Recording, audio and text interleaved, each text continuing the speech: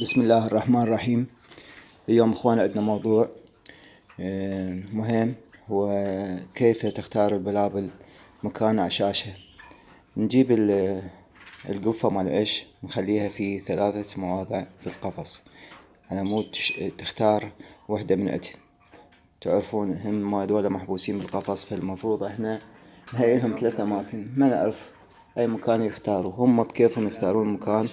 كأنما هذا المتوسط مثل ما جاي يشوفونه، ومكان شوي أعلى منه، ومكان أزيد انخفاض من هذا المستوى. المهم يجون يبنون هم عشهم، جهزنا لهم الخيوط النظيفة وهذه. بس أهم شي نقطة هنا هي القفص نعقمه قبل هذا الشيء، يعني احتمال اكو ونختار مكانه. يعني مثلا النمل هذا يؤدي الطير زين. النمل ابو بريس بالنهار يكتله البلبل، بس بالليل احتمال يؤدي البلبل زين. نختار له سي من هذا البقلاوة او التور بالبقلاوة الناعم ما يطبله اي ابو بريس. والقطط كذلك. ليش انا اكدت على اختيار المكان المناسب؟ المهم هسه هاي تفاصيل بعدين نبحث. يعني بالنسبة للبلابل الأليفة نقدر احنا نناوشهم الليف والخيط القصير. أكد على القصير، لا تخلون تحطوهم خيط طويل وبعدين يظل يشرشب منا ومنا من العيش ويوقع، ويظل هي تحاول تجره في سبيل تعدله، وإذا يتفلش العيش. اخوان الخيوط قصيرة، يعني من 10 سنتيمات إلى طول 15 سنتيم. لموا العيش لهناك اجوا واحد قال لي شو فلشوا العيش. يفلشون العيش 3 أسباب أو 4 أسباب منها وجود النمل والحشرات، هاي تأذي الطير، فالطير يريد مكان نظيف وأمين في سبيل يخاف على فراخه بالمستقبل. أو أنت مثلا تأذيهم ودائما تباوع بيهم وتلعب بالعيش، طبعا هذول ينفرون العيش. أخي اترك البلابل براحتها زين. ايه يعني اترك البلابل براحتها، هم يبنون عشهم مكان آمن، ماكو قطط، ماكو حشرات، ماكو أي شيء يضايقهم، هم تمشي العملية بسلام وأمان زين. تجنب كلها. أنت المفروض تعرف وتصير عندك خبرة. ليش فلشوا عشهم؟ اكو اسباب، مثلا اكو حشرات جوا تمشي كأنما نمل، هذه ترش الدواء مال النمل خارج القفص في سبيل ما يوصلهم.